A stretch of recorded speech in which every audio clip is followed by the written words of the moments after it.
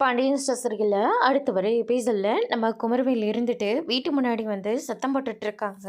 அதுக்கு அடுத்து தான் நம்ம அரசி பாண்டியன் கோமதின்னு சொல்லிட்டு எல்லாருமே வந்துடுறாங்க.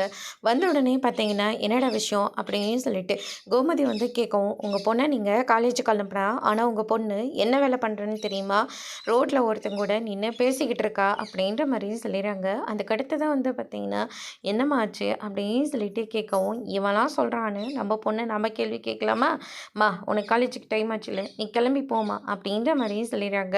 அதுக்கு அடுத்ததாக வந்து பார்த்தீங்கன்னா நம்ம அரசு இருந்துட்டு காலேஜ் கிளம்பி போயிட்டு இருக்காங்க. அப்போ நம்ம கார்த்திகேயன் இருந்துட்டு பொருளெல்லாம் எடுத்துக்கிட்டு பைக்கில் வந்துட்டு இருக்காங்க.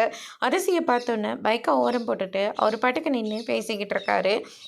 என்னங்க மறுபடியும் அந்த ஆள் வந்து ஏதாவது பிரச்சனை பண்ணாரா, அவருக்கும் உங்களுக்கும் என்னங்க சம்மந்தம் அப்படின்னு சொல்லிட்டு கேட்கவும், அதெல்லாம் எதுக்குங்க இப்போ, ஏங்க சொன்னால் நானும் தெரிஞ்சுப்பேன்ல அப்படின்ற மாதிரி சொல்லிடுறாங்க. அவர் என்னோட மாமா பையங்க, அவன் ஏற்கனவே என்னை லவ் பண்ணுறேன்னு சொல்லி என்னை ஏமாற்றிட்டாங்க.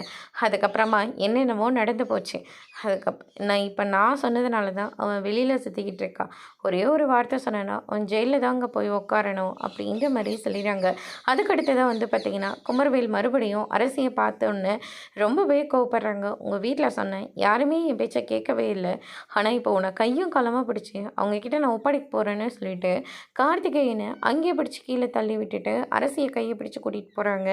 அதோட இன்னைக்கான ப்ரமோ முடிச்சிருக்காங்க. இனி பாண்டியன் ஸ்டோர்ஸ் சீரியலில் அடுத்தடுத்து என்னெல்லாம் நடக்க போகுதுன்றதை வெயிட் பண்ணி பார்க்கலாம். தேங்க்யூ.